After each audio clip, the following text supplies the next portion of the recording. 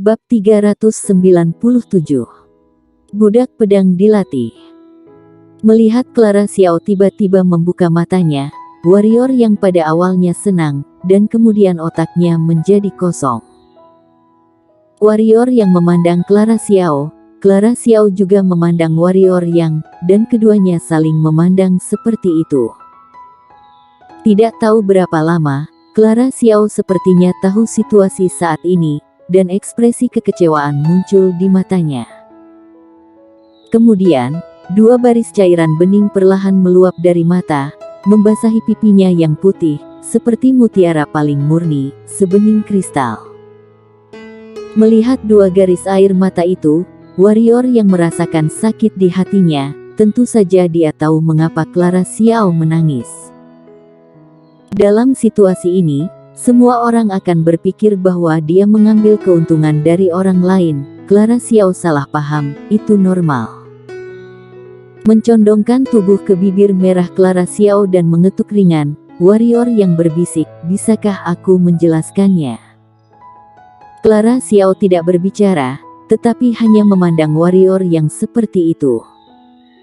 Selain ketenangan, ada ketidakpedulian dan aura dingin di matanya.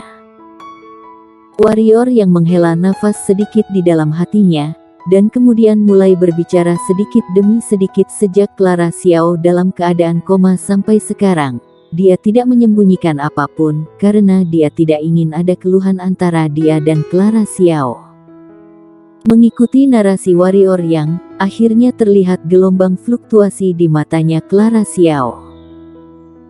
Ketika dia mendengar bahwa warrior yang mengorbankan hidupnya untuk menyelamatkannya dan dikutuk oleh Tuhan bersamanya, sikap dingin dan ketidakpedulian di mata Clara Xiao telah hilang sama sekali.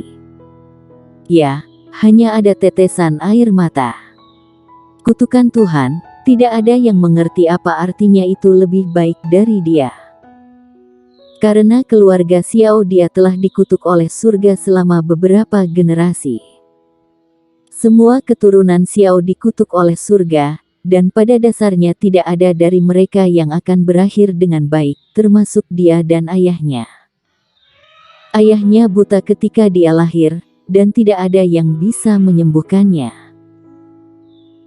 Dan dia, ketika dia lahir, memiliki masa hidup kurang dari 1 tahun jika ayahnya tidak berusaha sebaik mungkin untuk menemukan harta langit dan harta bumi untuk memperpanjang hidupnya sejak dia masih kecil, dia pasti sudah lama meninggal.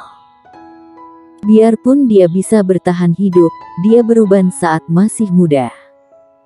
Sekarang, warrior yang juga telah dikutuk oleh surga untuk menyelamatkannya, dan rentang hidupnya hanya beberapa tahun. Memikirkan ini, air mata di mata Clara Xiao seperti banjir, dan terus mengalir. Dalam sekejap, pipi bersih ditutupi dengan air mata. Warrior yang mencium pipi Clara Xiao yang berlinangan air mata, dan berkata dengan lembut, "Jangan menangis, aku telah menemukan cara untuk menyelamatkanmu. Setelah 2 hari, ketika aku akan mendapatkan energi keberuntungan, energi itu akan dapat mengimbangi kutukan tubuhmu. Saat itu, kamu akan..." Tiba-tiba, jari putih menekan bibir warrior yang, Clara Xiao menggelengkan kepalanya sedikit, dan tangan putih itu bergerak perlahan, membelai rambut putih di dekat telinga warrior yang. Menatap rambut seputih salju di telinga warrior yang, mata Clara Xiao dipenuhi air mata lagi. "Clara." Ada yang ingin dikatakan warrior yang, tiba-tiba sepasang tangan lembut melilit lehernya, lalu bibirnya terasa lembut, lalu terdengar kata-kata Clara Xiao di telinganya, "Jangan gunakan jurus latihan awan dan hujan untuk menghabiskan umurmu, jika tidak, aku akan membunuhmu." Warrior yang terkejut, pada saat ini, bibir merah Clara Xiao menutupi bibirnya lagi, dan dalam sekejap, api menyala. Tidak tahu berapa lama, warrior yang berjalan keluar ruangan dengan senyum di wajahnya. Dia menatap awan putih yang mengambang di langit, warrior yang tersenyum sedikit, ekspresinya sangat nyaman, dan berkata, ternyata melakukan berdua dan sendirian memiliki perbedaan begitu besar. Sayang sekali Clara hanya sadar untuk sementara waktu. 3 hari, ini benar-benar hari yang panjang. Meskipun Clara Xiao sadar, itu hanya sadar sebentar, luka di tubuhnya belum sepenuhnya pulih, dan tubuhnya masih sangat lemah. Selain itu, mereka berdua bertarung sengit sebelumnya dan dihancurkan oleh warrior yang lagi, jadi dia tertidur lagi, hanya tidur, bukan koma seperti sebelumnya. Berdiri di tempat untuk beberapa saat, seperti mengingat sesuatu, warrior yang kembali ke ruangan yang telah diatur peonaan untuknya, dan setelah menutup pintu, hatinya bergerak, roh sarung pedang kuno itu muncul di hadapannya. Mengenai Yanti Mo dan Juno Mu, apa yang kamu lakukan? Tanya warrior yang. Dia ingat bahwa roh pedang pernah berkata tentang pengendalian jiwa. 2 petarung super, dia tidak mau melepaskannya. Roh sarung pedang kuno sedikit mengangguk dan berkata, aku telah memperbaiki jiwa mereka berdua, dan telah menghilangkan kesadaran subjektif mereka. Sekarang, selama kamu mengikuti metode aku, kamu dapat mengontrol mereka untuk digunakan. Mari kita mulai, kata warrior yang. Roh pedang itu mengangguk dan menjentikkan jarinya, seberkas cahaya biru tenggelam dalam pikiran warrior yang. Tiba-tiba, warrior yang mengerutkan kening, dan beberapa informasi aneh muncul di benaknya. Setelah sekitar setengah jam, alis warrior yang secara bertahap meregang, dan setelah beberapa saat, warrior yang perlahan membuka matanya. Setelah melihat ini, roh pedang melambaikan tangan kanannya, dan Yanti Mo dan Juno Mu muncul di depan warrior yang. Keduanya tampak seperti orang hidup, tetapi mata mereka kosong, tanpa fokus. Warrior yang berjalan di depan keduanya, menekan pelan dengan jari tangannya di tengah alis mereka. Tiba-tiba, energi biru samar perlahan meresap ke dalam mereka berdua. Perlahan-lahan, sedikit warna muncul di mata kosong keduanya. Setelah beberapa saat, mata mereka berdua tidak berbeda dari orang biasa. Monster pedang memberi salam pada Tuan. Keduanya berlutut di depan warrior yang, ekspresi mereka sangat hormat. Melihat mereka berdua, warrior yang mau tidak mau memuji kesaktian pengendalian roh yang diciptakan Kaisar Pedang pada saat itu. Karena jika dia tidak tahu bahwa mereka sudah mati, dia tidak akan percaya bahwa mereka berdua adalah orang mati. Dia menggelengkan kepalanya. Dia tidak peduli apakah kedua orang itu hidup atau mati. Dia hanya peduli tentang efektivitas tempur keduanya. Dia langsung bertanya pada roh pedang, bagaimana kekuatan mereka dibandingkan saat mereka hidup. Roh pedang itu mengerang dan berkata, ini secara alami tidak sebaik sebelumnya, tetapi tidak jauh lebih buruk. Dan kamu dapat terus meningkatkan kekuatan mereka, tetapi kamu harus ingat satu hal, yaitu, jangan biarkan pencapaian alam dari keduanya melebihi pencapaianmu, jika tidak, mereka sangat mungkin memakan majikannya. Warrior yang mengangguk, lalu mempersilakan Yanti Mo duduk bersila dan mulai berlatih, dan Juno Mu dibawa ke pusaran pusat energi kecil olehnya.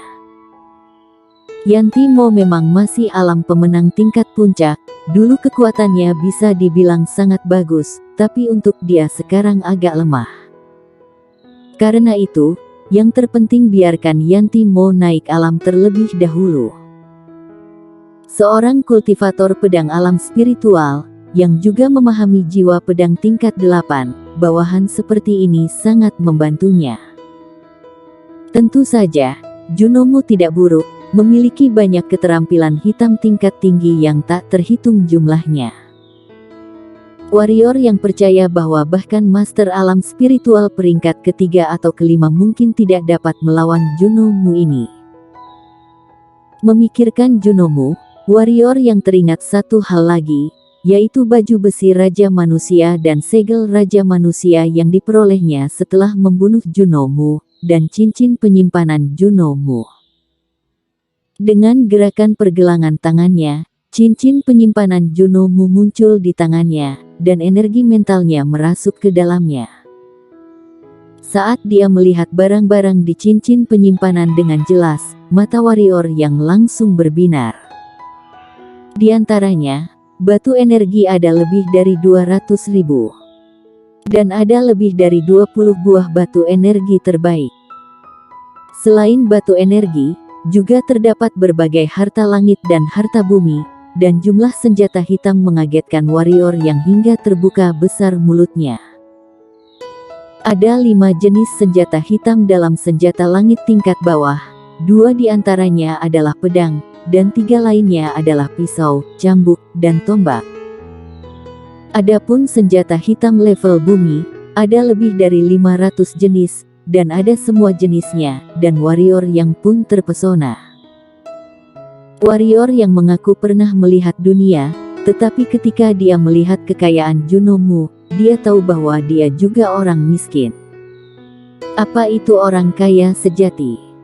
Juno Mu ini, lawannya layak menjadi pangeran kerajaan super wilayah tengah.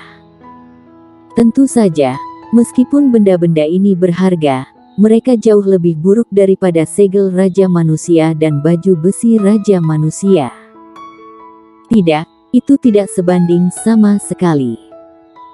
Setelah menyimpan cincin penyimpanan, warrior yang menggerakkan pergelangan tangannya, dan segel Raja Manusia serta baju besi Raja Manusia muncul di tangannya. Pandangan warrior yang pertama-tama tertuju pada baju besi Raja Manusia. Kengerian baju besi Raja Manusia, dia telah melihatnya dengan matanya sendiri. Jika dia tidak menggunakan kekuatan domain pedang, dia tidak akan berdaya dengan Juno Mu. Setelah ragu-ragu, warrior yang mengenakan baju besi Raja Manusia, dia tidak bisa menyia-nyiakan harta karun semacam ini, itu pasti bisa menyelamatkan nyawa di saat-saat kritis. Baru saja mengenakan baju besi Raja Manusia, seekor naga emas tiba-tiba muncul di baju besi Raja Manusia itu, dan kemudian, naga emas itu tiba-tiba melingkari pinggang warrior dan wajah warrior yang tiba-tiba berubah. Bersambung.